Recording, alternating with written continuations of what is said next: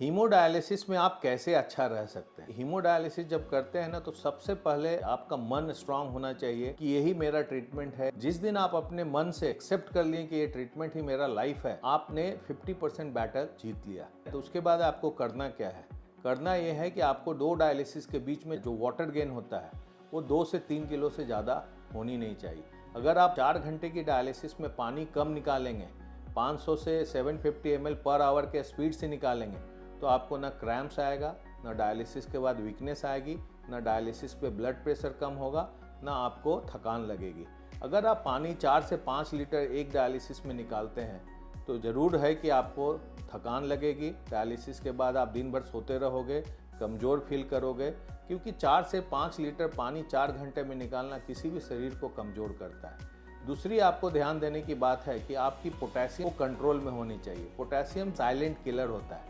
जब आप dialysis miss करते हैं तो वही पोटेशियम जब शरीर में बढ़ जाता है और ज़्यादा कोई सिम्टम्स नहीं देता, एक सिंकिंग फीलिंग देती है। जब तक आप मॉनिटर नहीं करोगे वो पता नहीं चलता और लोग डायलिसिस पे आ जाते हैं और कोलैप्स हो जाते हैं, क्योंकि पोटेशियम जो है सडन कार्डियक अरेस्ट करता है और कार्डियक अरेस्ट के चलते पेशेंट की अकस्मात मृत्यु हो जाती है।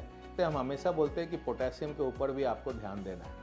तीसरी जो बहुत इंपॉर्टेंट चीज़ है वो है हीमोग्लोबिन। हीमोग्लोबिन आपको 10 से 12 के बीच में रखना है ताकि आपको शरीर में एनर्जी रहे, हार्ट का फंक्शन अच्छा रहे, ब्रेन का फंक्शन अच्छा रहे, आप कमज़ोर ना फील करो, आपको नींद अच्छी आएगी। तो हीमोग्लोबिन एक बहुत इंपॉर्टेंट चीज़ है जो आपके शरीर की एनर्जी को कैरी करता है। चौथी चीज़ है न्यूट्रिशन। उसको आप मॉनिटर कर सकते हो एल्बुमिन के लेवल से। एल्बुमिन आपको 4 से ऊपर रखना है और एल्बुमिन को अच्छा रखने के लिए आपको, अगर आप नॉन वेज खाते हैं तो अंडे का जो वाइट पोर्शन है वो 4 से 5 ग्राम प्रोटीन आपको देता है।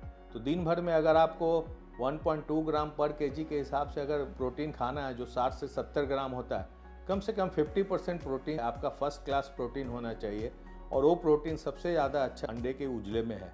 तो 6 से 8 अंडा वाइट पोर्शन जो आप खा सकते हैं। और उसके अलावा आप अगर वेजिटेरियन हैं तो छाछ है, पनीर आप खा सकते हैं, सोया मिल्क आप ले सकते हो, सोया चंक्स है उसको खा सकते हो। पांचवा जो पैरामीटर आपको मॉनिटर करना है वो है हार्ट फंक्शन, जो साल में एक बार आपको जरूर करना है। और हार्ट की फंक्शन जो है 50 से 60% के ऊपर अगर आप रखेंगे, तो मेंटेन रखेंगे, तो आप आधी बैटल बची हुई जीत जाएंगे। क्योंकि आपको पता होना चाहिए कि डायलिसिस का मरीज 50% टाइम हार्ट की तकलीफों से और 25% टाइम इन्फेक्शन से जान जाती है। इन्फेक्शन से बचने के लिए आपको ज़रूरी है प्रोटीन इंटेक, और हार्ट के फेल्यूर से बचने के लिए ज़रूरी है आपको रेगुलर डायलिसिस, वाटर इंटेक पे कंट्रोल और हीमोग्लोबिन का मेंटेन करना।